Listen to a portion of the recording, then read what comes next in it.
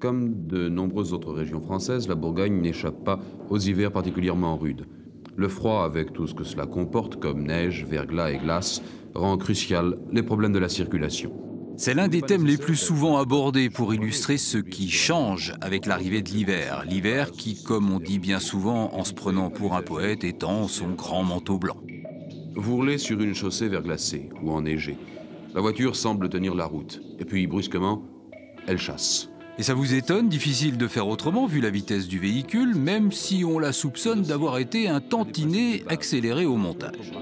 Une chose s'impose, tout d'abord la décontraction, toujours nécessaire au volant. En l'occurrence, la décontraction ne semblait pas être le fort de ce conducteur mis à contribution lors du reportage. 22 décembre, premier jour de l'hiver, et comme chacun sait, les hivers se suivent et ne se ressemblent pas forcément. L'an dernier, à cette même date, nous étions tous emmitouflés dans la froidure. Cette année, il fait 8 degrés à Dijon à 13 h. Bref, on se console avec ce qu'on peut. Ce début d'hiver doux fait tomber la fièvre des acheteurs, déjà sujets au microclimat de l'économie. Rescapé des chauds et froids de la conjoncture, la fourrure. C'était l'époque où le poil de vison et de renard argenté avait encore la cote. Si le chat n'avait pas peur de traîner dans la boutique, on ne sait quand même pas ce qu'il est devenu.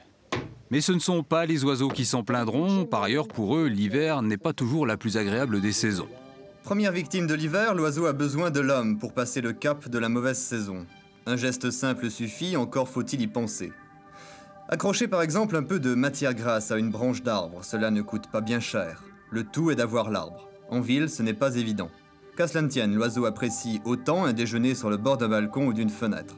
Pour les plus bricoleurs, la cabane dans laquelle on aura pris soin de déposer quelques graines permettra à l'oiseau de passer l'hiver tranquille. Et voilà une petite bête sauvée. Elle s'en souviendra, se donnera un peu en spectacle. Mais sitôt le printemps arrivé, ne lui en voulez pas trop de voler de ses propres ailes. À coup sûr, pas ces oiseaux-là, eux n'ont plus froid aux pattes ni mal aux dents depuis bien longtemps. Attentif au frimas de l'hiver, le vigneron en a même, parmi tant d'autres, inventé un dicton, celui qui dit « neige de février vaut du fumier », simplement parce que la neige fond et que si le gel revient, cette eau transformée en glace peut endommager le pied. Mais depuis quelques années, parler de l'hiver se fait un peu sur le même ton, celui qui nous rappelle qu'il fait trop chaud pour la saison, que les stations de ski cherchent la reconversion, un peu comme si aujourd'hui vouloir évoquer l'hiver, c'était forcément le faire rimer avec hier.